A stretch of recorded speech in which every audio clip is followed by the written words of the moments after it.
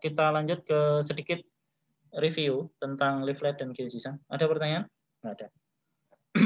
Tentang leaflet dan GeoJSON. Kalian udah jauh sekali di praktikum.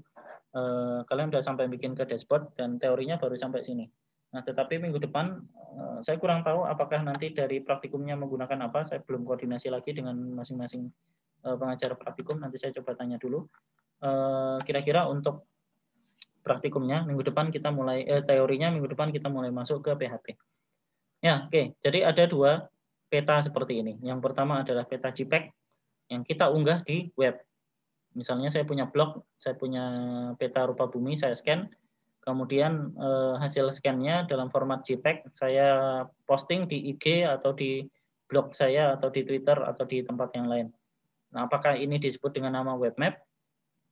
Sedangkan yang kedua, Google Map seperti ini, apakah ini disebut dengan nama web map? Ini screenshot-nya kayaknya saya buat zaman COVID. Jalan-jalan di Jogja semuanya sepi, hijau semua. Yang kiri, yang JPEG diupload ke online itu bukan web map. Bukan web map, itu hanya sebuah peta biasa.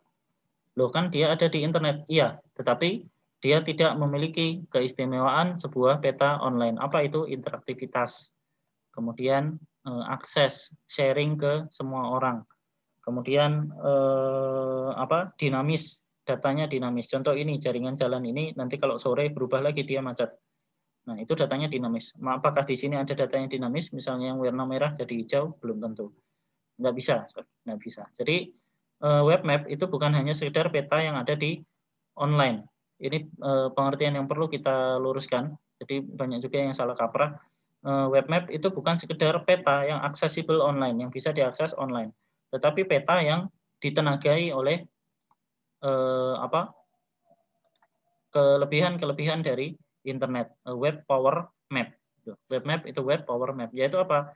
Ada interaktivitas, kita bisa memilih layernya di-on-kan, di-off-kan, datanya dinamis, penggunanya banyak, dan seterusnya. Jadi ini yang perlu kita luruskan, karena boleh jadi ada juga orang yang misalnya hanya sekedar mengupload file SHP atau mengkonversi dalam format SVG, misalnya, format SVG, kemudian ditaruh di websitenya, atau di blognya, di WordPress misalnya, petanya dimunculkan dan ini disebut web map. Salah. Jadi web map ini lebih tepatnya adalah peta yang ditenagai oleh internet, web powered map. Nah, minggu lalu sebelumnya kita sudah bahas, saya menggunakan slide-nya orang, bahwa yang namanya web power map itu ada salah satu konsep yang disebut dengan nama sleepy map, yaitu data peta dipecah-pecah pada berbagai zoom level yang berbeda, baru kemudian ini digunakan untuk ditampilkan pada sebuah WebGIS atau web map, lebih tepatnya web map dalam bentuk sleepy map. Dia bisa dibuka di sebuah komputer, bisa dibuka di sebuah HP misalnya. Jadi ada proses tiling seperti ini. Ada proses pengolahan terlebih dahulu agar data spasial ini kemudian bisa muncul di sini. Nah, nanti di akhir-akhir kuliah ini kita akan membahas mengenai GeoServer atau standar untuk infrastruktur data spasial.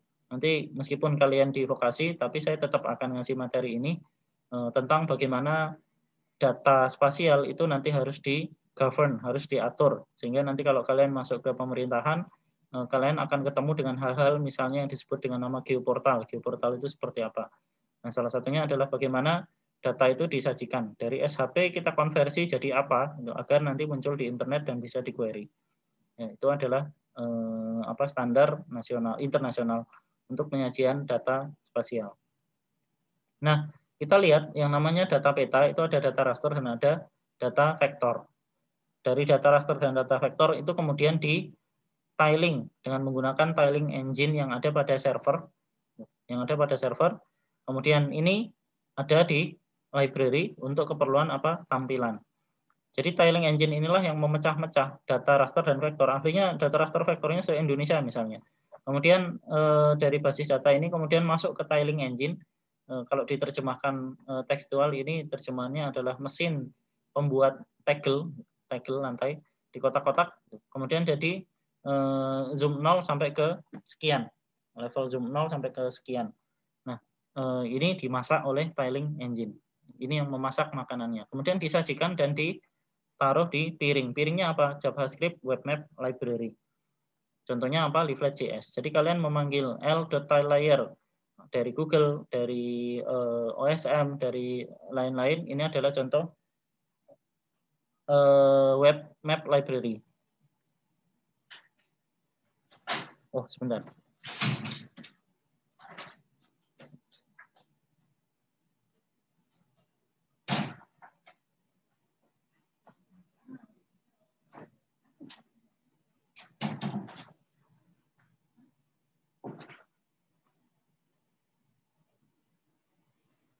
Ya, sorry, lanjut. Jadi Webmap Library ini adalah piring di mana kalian mengkombinasikan tadi yang saya sebut ada feature layer, ada tiling layer, kemudian ada Webmap Library-nya sendiri dengan Leaflet.js, OpenLayer, Mapbox, Google Map dan lain-lain yang fungsinya adalah untuk menampilkan data peta, Nah, inilah yang kalian sudah pelajari setengah UTS kemarin dan menggunakan Leaflet.js, kemudian Chart.js dan lain sebagainya untuk menampilkan peta dan grafik pada sebuah browser. Nah, yang namanya Webmap Library itu ada banyak, ada Google Map, ada OpenLayers yang saat ini paling populer dan saya lebih suka pakai ini sebenarnya dibandingkan dengan Leaflet. Saya lebih suka pakai OpenLayer dibandingkan dengan Leaflet. Ada ArcGIS API for JavaScript, yang ini komersial sifatnya, kalian perlu bayar. Ada Leaflet yang kalian gunakan sampai sekarang. Ada D3.js, barangkali juga sudah kenalan dengan ini. Kemudian ada Mapbox GL.js. Jadi library apa yang disebut dengan nama library untuk JavaScript untuk menampilkan peta online itu ada sangat banyak jenisnya dan kalian harus memilih. Kenapa untuk praktikum kalian diminta untuk menggunakan Leaflet? Karena Leaflet yang paling simple, fungsinya sederhana.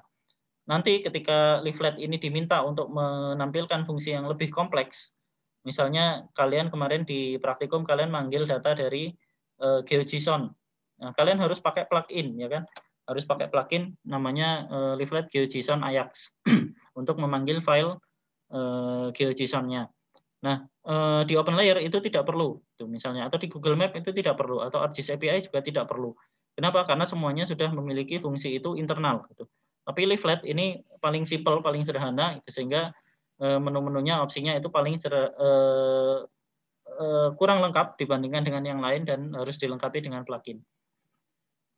Nah, ini adalah contoh layer, ada feature layer yang disebut dengan nama vektor. Kalian sudah pakai ini, yaitu GeoJSON itu adalah feature layer, dan ada tile layer yang menjadi base map di belakang layarnya. Ini adalah contoh script dari Leaflet. Jadi kalau kalian sudah sejauh ini kalian sudah pakai Leaflet, saya kira ini sudah di luar kepala banget. Yang pertama kalian ngeset peta, kemudian set view, zoomnya ke mana. Nah, angka 12 di sini adalah tiling layer yang dibuat oleh Sleepy Map yang saya sampaikan kemarin. Jadi ini adalah angka Sleepy Map, angka zoom Sleepy Map. 12 sampai ke di Indonesia maksimal 21. Lebih dari situ nggak ada. Itu pun hanya di beberapa daerah. Kemudian L tile layer ini adalah tile layer, yaitu background. L marker ini adalah feature. Jadi gampangannya L tile layer ini adalah raster, L marker ini adalah vektor. Nah, ini cara memanggil Leaflet. Jadi ada lebih dari satu cara. Ini manggil dari CSS-nya. Tadi saya sampaikan link rel style sheet untuk memanggil CSS eksternal. Jadi bukan style src CSS, salah. Kemudian script src bla bla bla untuk memanggil scriptnya. Kemudian div id map. Kalau kalian lihat ini berarti kalian bisa bikin lebih dari satu peta pada sebuah tampilan website. Ada ID sama dengan map. Nanti bisa map 1, map 2, map 3 dan seterusnya. Kemudian terakhir ada CSS untuk menentukan div map-nya ini ukurannya berapa. Nah, ini saya kira tidak perlu saya jelaskan panjang dan lebar. Intinya semuanya sudah ada di Leaflet. Nanti kalian, saran saya kalian pegang Leaflet ini benar-benar. Jadi kalau nanti misalnya ada proyek di vokasi, misalnya kemarin kalau nggak salah ada pendataan untuk mahasiswa yang ada di Jogja ya. Nah, itu dengan menggunakan ArcGIS, nah kalian bisa tawarkan opsi lain, kita bisa bikin peta yang versinya open source dengan menggunakan Leaflet.js. Kalau kalian kuasai betul-betul, ini akan bisa sangat bermanfaat, bahkan bisa banyak project. Nah, kemudian tadi Leaflet juga bisa dilengkapi dengan macam-macam plugin.